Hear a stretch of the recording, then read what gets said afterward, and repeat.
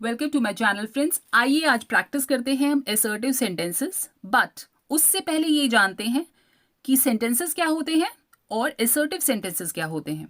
तो आइए let's begin our practice. The collection of words which makes a complete sense is called a sentence. Sentence माने वाक्य। ये शब्दों का वो समूह है जो कि एक पूरी सेंस बनाता है, हम तक कन्वे करता है। जैसे सीता गाना गा रही है, Sita is singing a song. Ajay school जा रहा है, Ajay is going to school.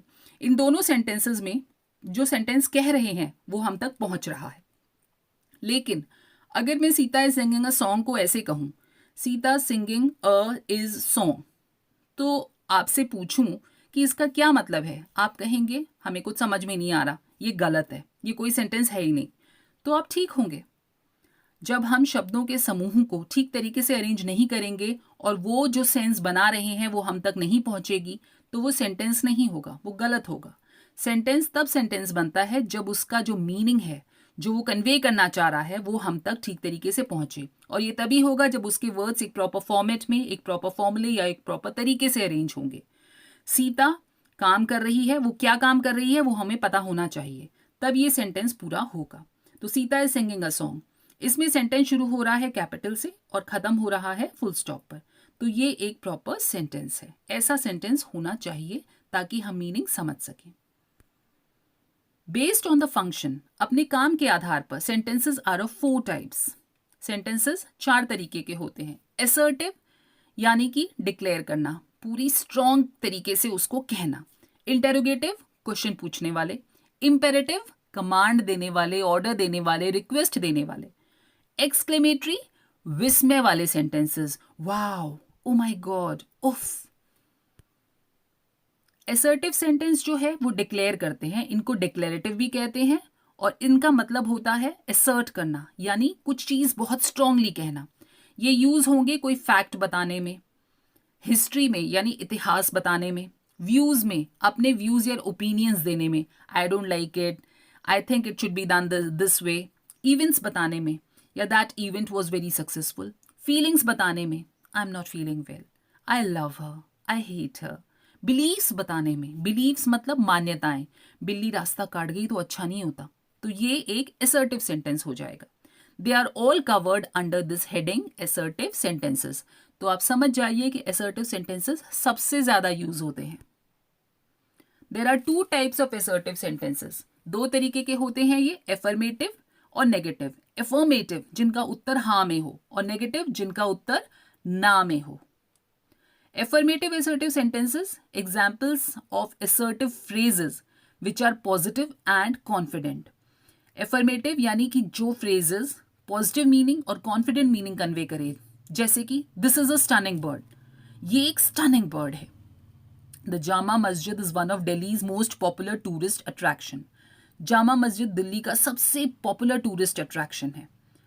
ये दोनों सेंटेंसेस असर्ट कर रहे हैं, बता रहे हैं बड़ी पॉजिटिवली और बड़ी कॉन्फिडेंटली कि ये बर्ड बहुत स्टनिंग है, और दूसरा सेंटेंस कह रहा है कि जामा मस्जिद दिल्ली का सबसे मशहूर टूरिस्ट अट्रैक्शन है। ये दोनों अफर्मेटिव सेंटेंसेस हैं। नेक्स्ट, नेगेटिव असर्टिव सेंटेंस, जो कि नेगेटिव वाइब कन्वे कर रहा हो, नेगेटिव मीनिंग कन्वे कर रहा हो, जिसमें नो नॉट वगैरह आते हैं। He can not get out of bed in the morning, वो सुबह अपने बेड से नहीं उठ सकता। I have no hatred towards anybody, मेरे अंदर किसी के प्रति कोई नफरत की भावना नहीं है। ये दोनों नेगेटिव सेंटेंसेस हैं, नेगेटिव वाइब्स ही दे रहे हैं ना। मैं ये नहीं कर सकती, I can't do this, can't आ रहा है। I have no hatred towards anybody, hatred, hatred itself में ही नेगेटिव वाला सेंटेंस है। ठीक है, अब हम प्रैक्टिस शुरू करते हैं। अभिषेक ने कोलकाता से एमबीबीएस किया है। Abhishek has done his MBBS from Kolkata. अगर मैं कहूं अभिषेक ने दिल्ली से बीटेक किया है, तो Abhishek has done his BTech from Delhi. ऐसा लगता है कि वह चोर है। ऐसा लगता है मतलब होता है इट सीम्स कि दैट वह चोर है, he is a thief. It seems that he is a thief. ऐसा लगता है कि मैं फेल हो जाऊंगी, it seems that I will fail. ऐसा लगता है वो लोग इधर ही आ रहे हैं, it seems they are coming here. Sonu और मोनू रोज मेरे साथ कबड्डी खेलते हैं। सोनू और मोनू इन दोनों को कनेक्ट किया है और ने। एंड सोनू एंड मोनू, रोज मतलब डेली, मेरे साथ with me, come with me, मेरे साथ आओ, मेरे साथ with me.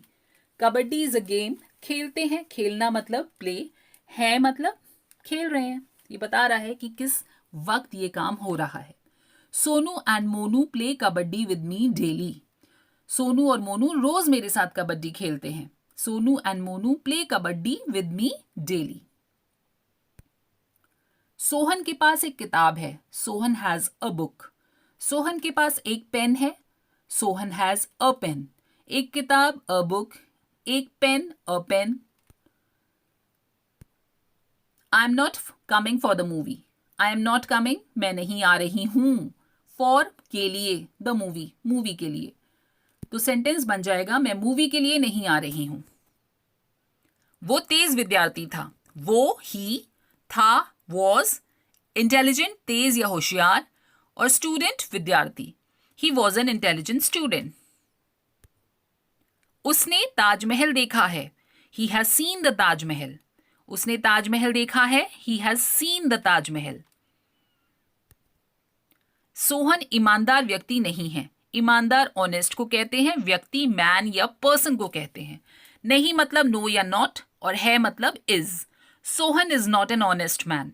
Sohan is not an honest man. He could not give me some money to eat.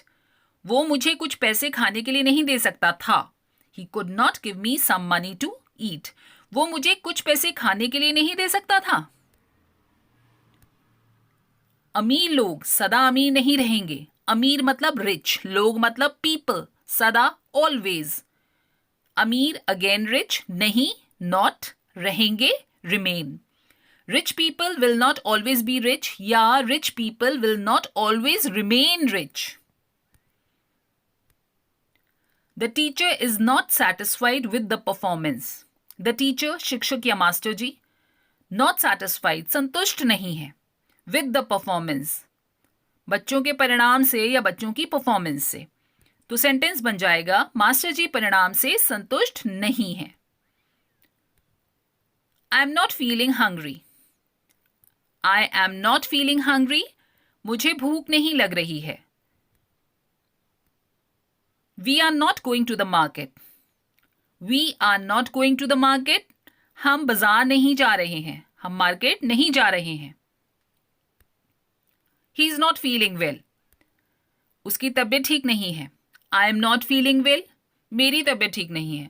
She is not feeling well, उसकी तबीयत ठीक नहीं है। The food is not delicious at all. Food मतलब खाना, नॉट मतलब नहीं, और डेलिशियस मतलब स्वादिष्ट। खाना बिल्कुल भी स्वादिष्ट नहीं है। The food is not delicious at all. He doesn't need your help.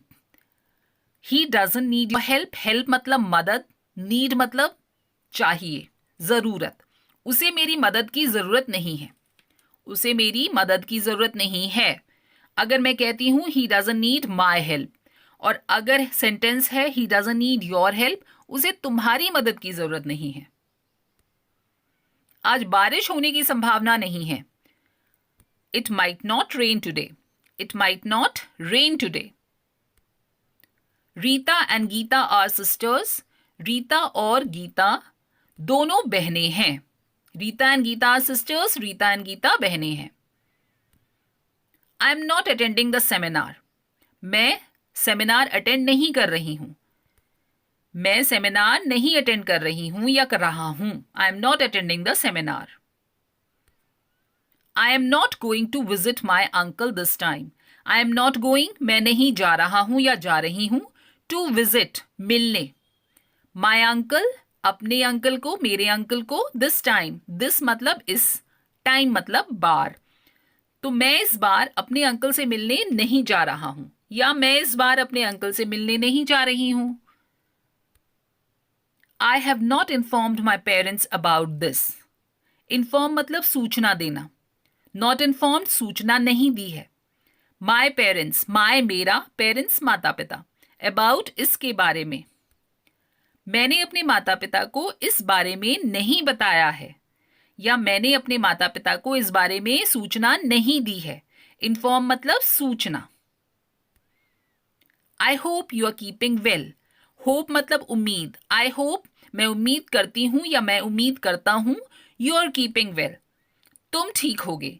मैं उम्मीद करता हूं कि तुम ठीक होगे। I hope you are keeping well.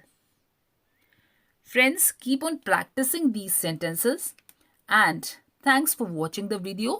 Next video में हम बात करेंगे interrogative sentences की. So stay connected. Thank you.